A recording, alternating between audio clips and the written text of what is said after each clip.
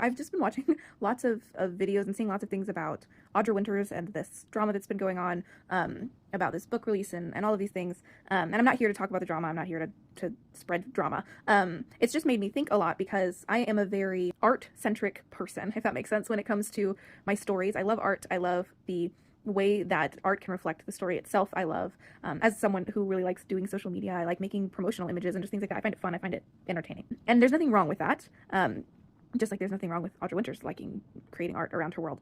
But something that I've realized just looking into creating stories and, thinking about becoming a full-time author one day, if that's even possible, and just all of these different things that, every writer thinks and dreams about, I am finding that I need to challenge myself to focus more on the writing. And I know that seems really obvious, but I think that sometimes it's easy for us as writers to lose track of. We get this idea that we have to, make $50,000 in a year as a writer, because there are some writers who are doing it. There's some writers who are living as full-time authors. There are some writers who are doing all of these things. And there's this pressure to make a living off of your writing or to do all of these things, to publish 50 books in the course of like 10 years, And while there's nothing wrong with that being your goal, if that's your goal, I think it's really important to also focus on the quality of writing that you're putting out. My stories have never been stories that were meant to be written quickly. And that means that I'm not going to have a huge major backlist of books by the time that I'm 30, where I have like 100 books already published.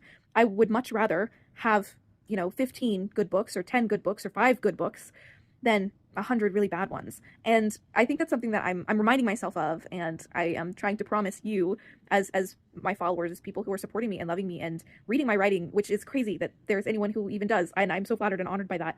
But my goal should not ever become just get another book out. If it has to take longer so that it's really good, then that's okay. My writing can have the space to improve. My story building can have the space to improve. And ultimately, I think I'd rather have like 3 good books that I look back and I'm really proud of than 50 books that I'm kind of not all that proud of, but I guess I made money off of them. You know what I mean? The craft and the quality of writing is more important than the quantity. And it can be really easy to get caught up in all of these ideas that we're supposed to publish this amount of books, or that if you want to make a living, you have to do rapid release or whatever it is.